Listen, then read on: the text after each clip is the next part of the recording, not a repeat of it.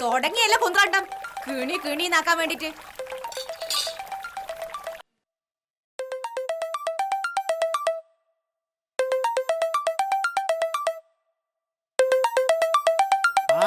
രവിയേട്ടനാന്ന്. എടുക്ക്. ആ രവിയേട്ടാ, ചേട്ടൻ കുളിക്കേന്ന്. ആ ചേട്ടൻ വന്നു, ഞാൻ കൊടുക്കാ. ഹലോ, ആ രവിയേട്ടാ, എന്തായി? ആ ജയകുമാരേ, ഞങ്ങളുടെ എത്തി. ഈടാരും കാണുന്നില്ലല്ലോ. രവിയേട്ടനല്ലേ? ഞാൻ സുഭാഷ്. ഞാൻ ശിവദാസ്. ഇപ്പാ നിനക്ക് സമാധാനമായത്? രവിയേട്ടനോട് പറഞ്ഞേ ഒന്ന് പേടിക്കൊന്നും വേണ്ടാന്ന്. മൂപ്പർക്ക് ഈ പുറം ലോകമായിട്ട് വലിയ ബന്ധമൊന്നുമില്ല. ജയൻ ഒന്നും പേടിക്കണ്ട. ശരി എന്നാ ഞാൻ വിളിച്ചോളാം. ഓ, ബാക്കിയിലുള്ള പുറം ലോകം കാണിക്കാൻ എന്താ ഉഷാറ്. ഞാനൊരു ഷോപ്പിങ്ങിന് പോവാൻ പറഞ്ഞാലേ നല്ല ചായ. ആ വിനോദ് പറ. അതെയാ ആ ഞാൻ അങ്ങോട്ട് വരാം. ഈടാ ഒരു ആഭ്യന്തര പ്രശ്നം നടന്നുകൊണ്ടിരിക്കുകയെന്ന്. ആദ്യം അതിനൊരു തീരുമാനമാകട്ടെ.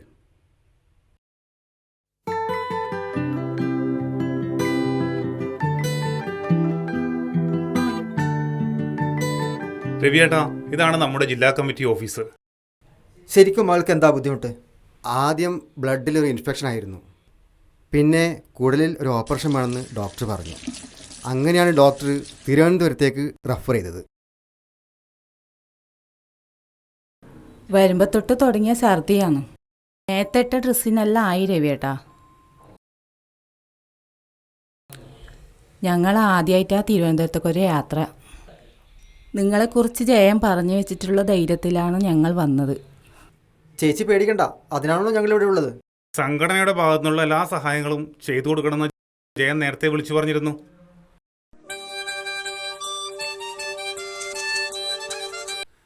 ഹലോ രാജേഷേ. ഹലോ, ആ രാജേഷേ.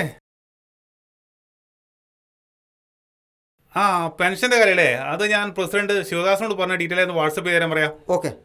ആ ഓക്കെ. ഓക്കെ. അത് നമ്മുടെ പെൻഷൻ്റെ കാര്യം അറിയാൻ വേണ്ടി വിളിച്ചതാണ്. സംഘടനയിലെ ഈ പെൻഷൻ്റെ കാര്യം ജയൻ കഴിഞ്ഞ വത്തിൽ പറയുന്നുണ്ടായിന്. സംഘടനയുടെ പ്രവർത്തനങ്ങൾ ഇപ്പോൾ എല്ലാ ജില്ലകളിലും കൃത്യമായി നടക്കുന്നുണ്ട്. ഏതായാലും മോളുടെ ഓപ്പറേഷനും മറ്റു കാര്യങ്ങളും കഴിയുന്നവരെ ഞങ്ങൾ കൂടെ തന്നെ ഉണ്ടാകും. നിങ്ങൾ ധൈര്യമായിട്ടിരിക്കും.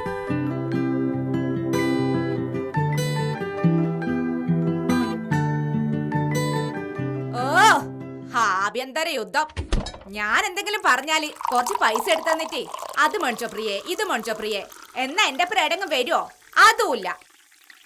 സംഘടന സംഘടന സംഘടന, ഇങ്ങനൊരു മുടിഞ്ഞ സംഘടനാ പ്രവർത്തനം. നിങ്ങൾ ടൈൽസ് പണിക്കാരെ സംഘടനയുടെ സെക്രട്ടറി അല്ലേ, അല്ലാതെ പ്രധാനമന്ത്രി ഒന്നും അല്ലല്ലോ. അയാൾക്കില്ല ഇത്ര തിരക്ക്. പ്രിയേ, എന്തേ? നീ ഈ ഡ്രസ്സെല്ലാം മാറിയിട്ടേ ഒന്ന് വേഗം റെഡിയായൻ. എന്തിനി? മോള് സ്കൂളിൽ നിന്ന് വരുമ്പോഴത്തേക്ക് നമുക്ക് പുറത്തെല്ലാം പോയിട്ട് ഒന്ന് കറങ്ങിയിട്ടെല്ലാം വരാ. സത്യം? സത്യം. ശരിക്കും? ശരിക്കും. നീ ഒന്ന് മാറ്റിട്ട് റെഡി ആയിട്ട് വാ. എന്നാ ഞാൻ പോയിട്ട് വേറെ റെഡി ആവട്ടെ. ആ വിനോദേ, ഞാൻ ആ വഴി വരുന്നുണ്ട്. ബാലറ്റിനോടൊന്ന് പറഞ്ഞേക്ക്. ജേട്ടാ, ഞാൻ റെഡി.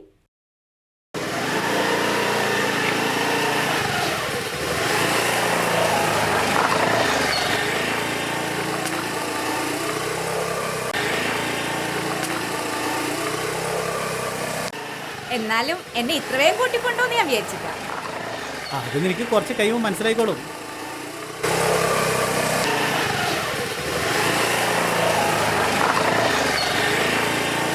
ആദ്യം നമുക്ക് കല്യാൺ സിൽസിൽ പോവാട്ടാ. കല്യാൺ സിൽസിലേ, ഏടാ? കല്യാൺ സിൽസിൽ നിന്ന്. ചേട്ടാ ഇങ്ങോട്ട് പോന്ന്? ഈ വഴി പോയാലും നമുക്ക് ടൗണിലെത്താം.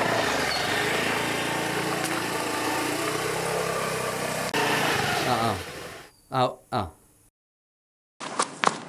ആ വിനോദേ, എപ്പോൾ ഈ സംഭവം കാര്യമായിട്ട് നിങ്ങൾക്ക് പറ്റീനാ? കാലിന് ചെറിയൊരു പൊട്ടലുണ്ട്. നമുക്ക് അങ്ങോട്ട് പോവാം.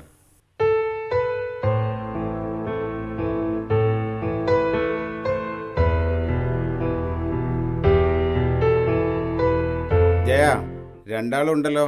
ഇരിക്ക്. നമ്മൾ രണ്ടാളും വേറെ വഴിക്ക് ഇറങ്ങിയതാണ്. അപ്പം ആണ് വിനോദിൻ്റെ കോള് വന്നത്. അപ്പം തന്നെ ഞങ്ങൾ ഇങ്ങോട്ട് പോന്നു. ശരിക്കും എന്തെന്നായത്? അത് ജയ, നമ്മളെ ചട്ടഞ്ചാലത്തെ വളവില്ലേ, ആടെ എത്തിയിട്ടാകുമ്പോൾ ബൈക്കൊന്ന് തെന്നി. ഞാൻ നമ്മളെ തോമസ് ചേട്ടൻ്റെ വീട്ടിലേക്ക് പോകുന്നുണ്ടായത്. കാലിന് ചെറിയൊരു പൊട്ടുണ്ട്. ഒരു 1.5 മാസമെങ്കിലും വിശ്രമിക്കാൻ വേണ്ടിയിട്ട് ഡോക്ടർ പറഞ്ഞിട്ടുണ്ട്. അപകടം നടക്കുന്ന സമയത്ത് നമ്മുടെ വിനോദ് അവിടെ ഉണ്ടായി. ഓനാ എന്നെ വിളിച്ചു പറയുന്നത്. ബാലേട്ടൻ ജീവിതത്തിൽ കൃത്യമായിട്ട് അംശാദായി അടക്കുന്നുണ്ട്. ആനുകൂല്യം കിട്ടാൻ വലിയ പ്രയാസമൊന്നും ഉണ്ടാവില്ല. ഡോക്ടർ കുറിപ്പടി കയ്യിലില്ലേ, അത് ഇന്ന് തന്നെ എനിക്ക് തന്നേക്ക്. ഇന്ന് തന്നെ അപേക്ഷ അയക്കാം. നാളെ തന്നെ തുക അക്കൗണ്ടിലേക്ക് എത്തും. നാളെ തന്നെ കിട്ടോ? എന്താ സംശയം ബാലേട്ടാ? നാളെ തന്നെ തുക അക്കൗണ്ടിലേക്ക് എത്തിയിരിക്കും. പണിയെടുത്ത് ശനിയാഴ്ച കൂലി കൈമ കിട്ടിയാൽ മക്കളെ പഠനവും വീട്ടു ചെലവും ബാക്കിയെല്ലാം കഴിഞ്ഞിട്ടാകുമ്പോൾ ഒന്നും കയ്യിലുണ്ടാവാറില്ല. അത് ശരിയാ ബാലേട്ടാ. ഉള്ളത് കൊണ്ട് ഓണം പോലെ കഴിയുന്നവരല്ലേ നമ്മളെല്ലാം. പിന്നെ പുറത്തുനിന്ന് പറയുന്നവർക്ക് പലതും പറയാം. അത് തിരുത്താനും നിൽക്കണ്ട. എന്നാൽ ഞങ്ങൾ ഇറങ്ങട്ടെ ബാലേട്ടാ. ഇത് ഞാൻ ഇന്ന് തന്നെ ബോർഡിൽ കയക്കാം. എന്നാൽ തോമസ് ഏട്ടാ, എല്ലാം പറഞ്ഞതുപോലെ മെയ് 10, 11 അത് മറക്കണ്ട. ജയ, നമ്മളെ മധുവിൻ്റെ കാര്യങ്ങൾ 5-6 മാസമായില്ലേ. മിനിയാന്ന് ഞാനവിടെ പോയിട്ടുണ്ടായിരുന്നു. ഏതായാലും ഈ പോകുന്ന പോക്കിലും ഞാനവിടെ കയറുന്നുണ്ട്.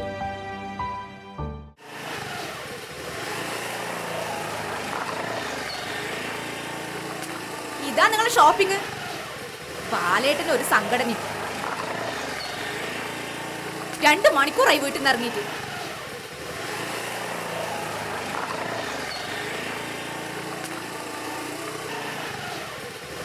ജേട്ട ഒന്ന് വണ്ടി നിർത്തിയേ.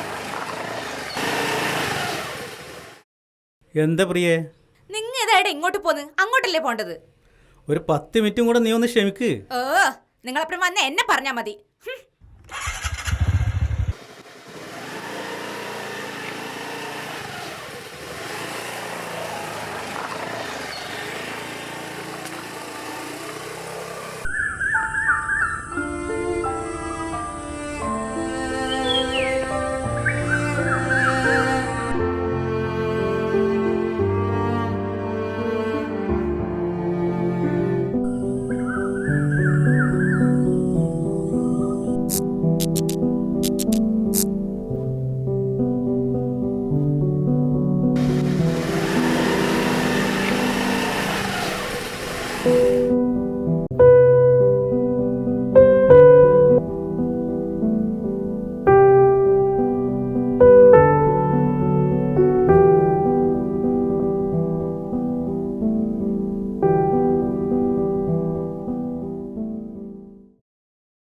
വാ ഇരിക്ക്.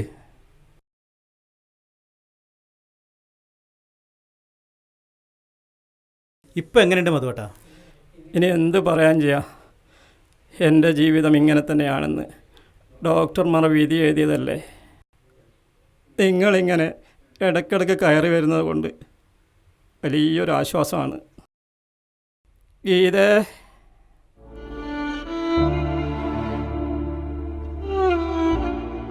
ജയ നേരത്തെ വന്നിനാ? ഇപ്പൊ എത്തിയതേ ഇല്ലു.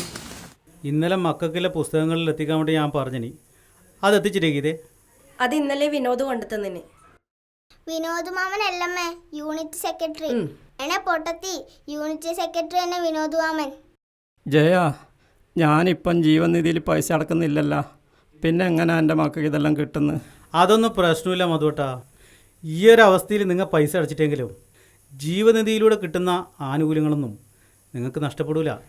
ഞാനെന്നാ രണ്ടാക്കും ചായ എടുക്കാം. ഞാനും വരാം.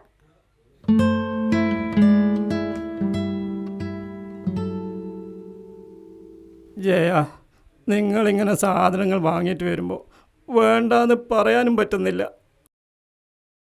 അത്രയ്ക്ക് ബുദ്ധിമുട്ടില്ല.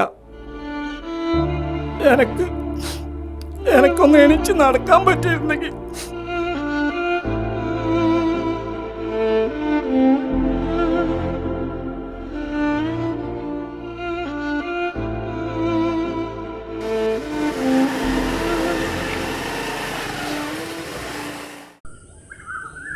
ആ ഗിരീഷ, വാ ഇരിക്ക് സജി.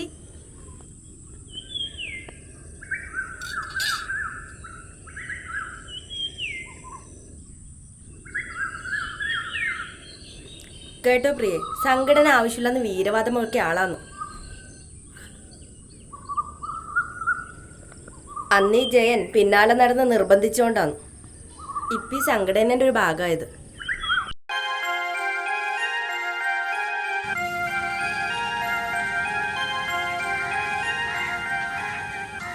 മധുവേട്ടാ, ഇത്ര മതിയാ?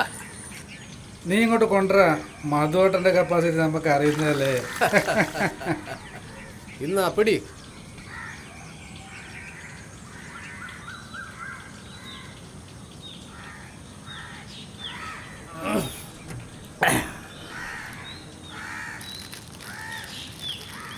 സുമേഷേ, നാളെ നിൻ്റെ സൈറ്റ് കാലിക്കടവിലാണ്. പിന്നെ നീ വരുമ്പോൾ ഒരു ഫുള്ള് കൊണ്ടുവരണം. ഞാൻ ആളെ എത്തിക്കോളാം. സജി, നീ കൊണ്ട് നോക്കിക്കൂടാ.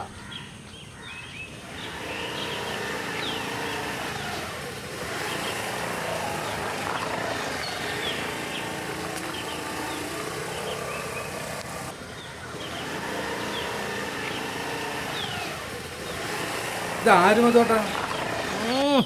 അടാ ജയനും മോനല്ലേ, കുറേ നാളായി സംഘടനയിൽ മെമ്പർഷിപ്പ് എടുക്കേണ്ട മണി എൻ്റെ വയ്യ നടക്കുന്നു.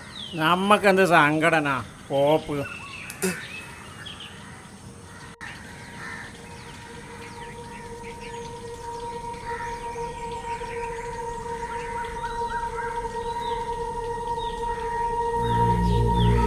മധുവേട്ടാ, നീ ഒന്നും പറയണ്ട ചെയ്യാ.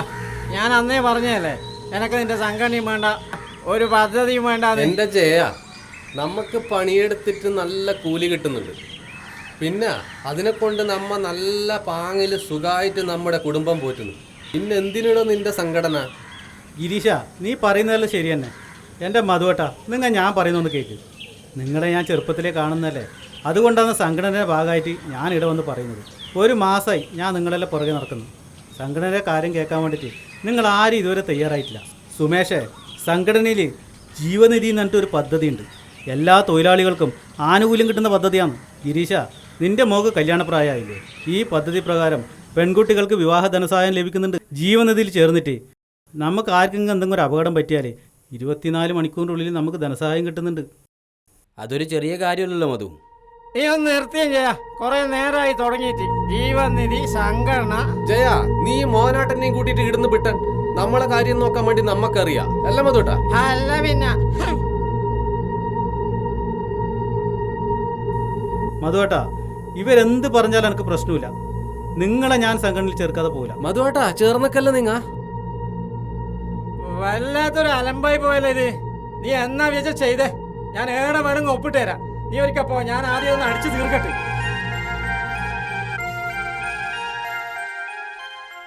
ശരിയാന്ന് ചെയ്യാം. എൻ്റെ അഹങ്കാരത്തിന് അന്ന് ഞാൻ നിങ്ങളെ ഒരുപാട് ചീത്ത പറഞ്ഞിട്ടുണ്ട്. അപകടം പറ്റി കിടപ്പിലായ എനിക്ക് ഇപ്പം ആശ്രയം ജീവനിധിയിൽ നിന്ന് കിട്ടുന്ന മാസത്തിലുള്ള പെൻഷനും പിന്നെ ഇവിടെ സഹായവും മാത്രമാണ്. അല്ലെങ്കിൽ ഞാൻ അന്നേ ആത്മഹത്യ ചെയ്തേനെ.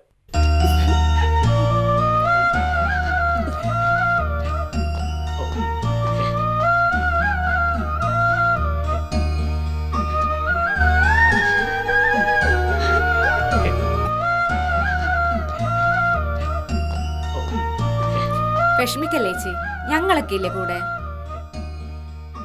പിന്നെ സംഘടനയുടെ സഹായം അത് ചെറുതല്ലോ.